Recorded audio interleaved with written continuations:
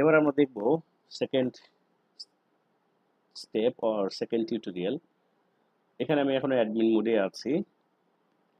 তো আমরা যদি এই যে অ্যাড নিউ সেলসে যাই, দেখতে পাবো যে আমাদের বিল করার জন্য বেসিক্যালি যেই রিকোয়ারমেন্টগুলো ছিল, সেটিংস যেমন, এগুলো সব করা আছে অলরেডি।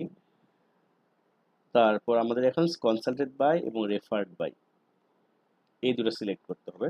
আর এই দুটো করার জন্য আমাদেরকে ডক্টর এন্ট্রি দিতে হবে। এটার জন্য আমাদের যেতে হবে হিউম্যান রিসোর্সেস।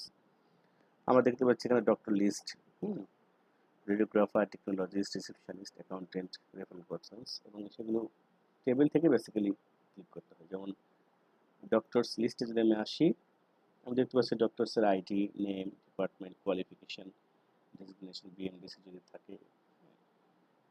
না থাকলে অটো জেনারেট হয়, যেগুলো আসলে কাজের না, পরে ইউজার এডিট করতে পারবে। তারপর ফি এবং মোবাইল নাম্বার যদি থাকে, এটা ভিজিটিং আওয়ার্স, তারপর এখানে কমিশন দেখতে পারি। তো আমরা শুরুতে যেটা করব সেটা হচ্ছে যে অ্যাড নিউ ডক্টর।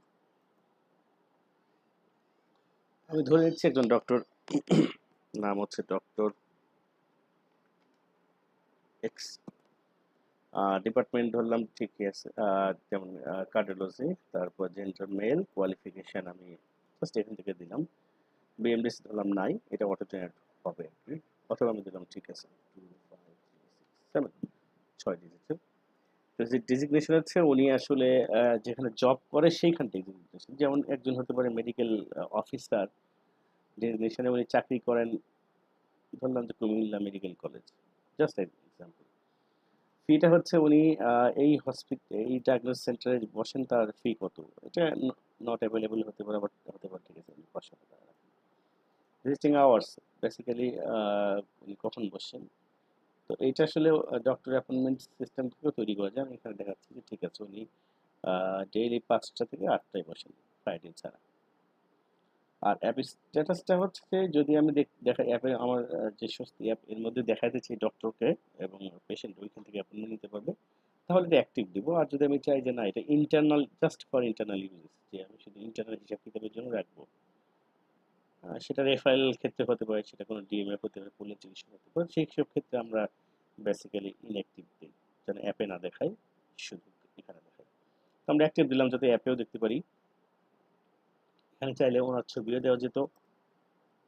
তো জাস্ট আমি এক্সাম একটা দিচ্ছি, পুরাতন ছবি, ওকে, একটা পোস্টার।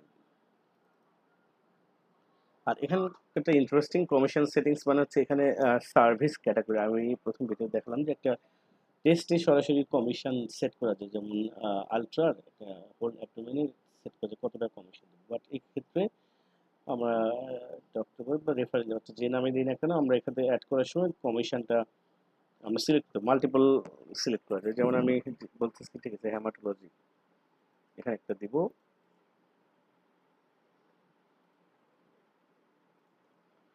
তারপর সেরোলজিতে দিব কমিশন, তারপর ইউরিনে দিলাম। এবার দেখেন একটা করে ক্লিক করলে অটোমেটিক্যালি একটা করে চলে আসে। তো আমি হেমাটোলজি দিলাম 20%, সেরোলজিতে দিলাম 30, আর ইউরিনে 15। এবার আমি চাইলে আরও যদি মাল্টিপল আরও সিলেক্ট করি, হ্যাঁ, কন্ট্রোল মাউস ক্লিক করে, যেমন আমি এক্সরে সিলেক্ট করলাম, অটোমেটিক কিন্তু চলে আসছে। তারপর দিলাম 10, 20, দিলাম ইউরিন 30, এক্সরে দিলাম 20। এখন যদি আমরা সাবমিট করি, হ্যাঁ, অ্যাড হয়ে গেছে ডক্টর এক্স। বিএমডিসি অটো, আচ্ছা, এটা দেওয়া ছিল, না হলে অটো জেনারেট হতো। আর মোবাইল নাম্বারটা এখানে এন্ট্রি দেওয়ার সিস্টেম নাই, পরে দেখতে হবে। ফি এবং উনি কখন বসে সেটা দেওয়া আছে। আপনি চাইলে এডিট করতে পারেন, ডিলিট করতে পারেন, কোনো সমস্যা নেই। এবার আমরা দেখি বিলিং এর ক্ষেত্রে। প্রথমে যেতে হবে অ্যাড নিউ সেলসে।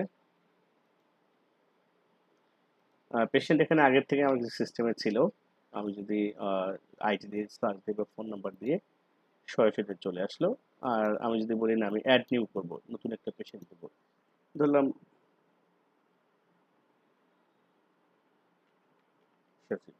বয়স দিলাম 30, আর মান্থ এবং ডেট দেওয়াটা বাধ্যতামূলক না, এটা বেসিক্যালি আগেরটা থেকে আসছে, নর্মালি জিরো হওয়ার কথা। যদি আমি শুরু থেকেই শুরু করি, আমি আবার দেখাই, এখান থেকে শুরু করলাম add new patient.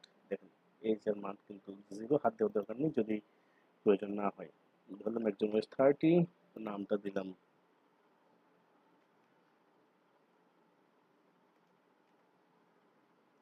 Shahid. Patient gender হচ্ছে মেল, আর মোবাইল নাম্বার অবশ্যই 11 ডিজিট দিতে হবে। ধরলাম 017608922 আমার নাম্বার। আর কমিশন, এটা কিন্তু কনসালটেড বাই কমিশন অ্যাপ্লিকেবল না, দিলাম mister Shan. Referred by commission applicable, সেটা দিলাম ডক্টর এক্স, যেটা এটা দিলাম।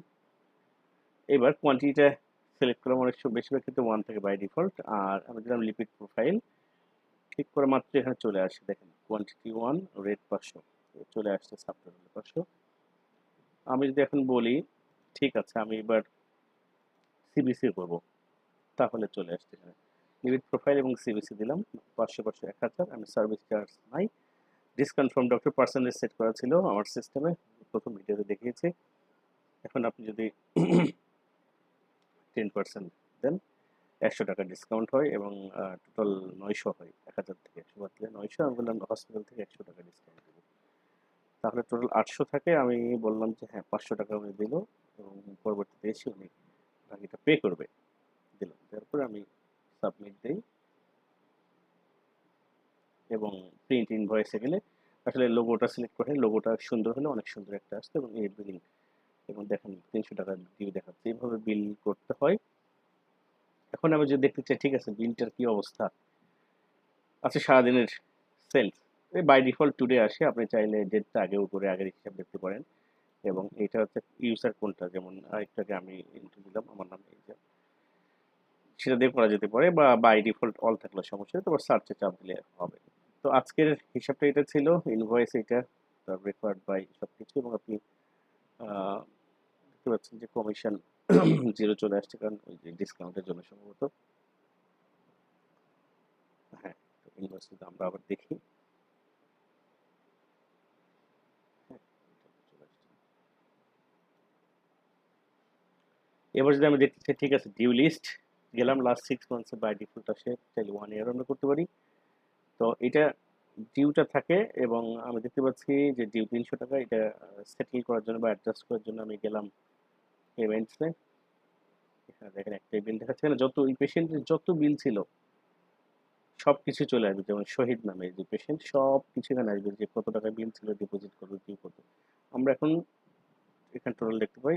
এবার চাই যে আমরা ডিউটা অ্যাডজাস্ট করবো, ডিপোজিটে গেলাম, এখানে শুধুমাত্র ডিউ বিল দেখাবে ওই পেশেন্টের 300 টাকা। আমি বললাম ঠিক আছে 300 টাকা, সে ক্যাশে দিল, ডিপোজিট সাবমিট করলাম, দেখেন অলরেডি ডিউ সেভ। এবং আমি চাইলে এটাকে আবার প্রিন্ট করতে পারি, এখান থেকে ইনভয়েসটা দেখেন এবার আগে ফুল পেজ দেখাচ্ছে এবং প্রিন্ট করলে সুন্দর দেখাচ্ছে।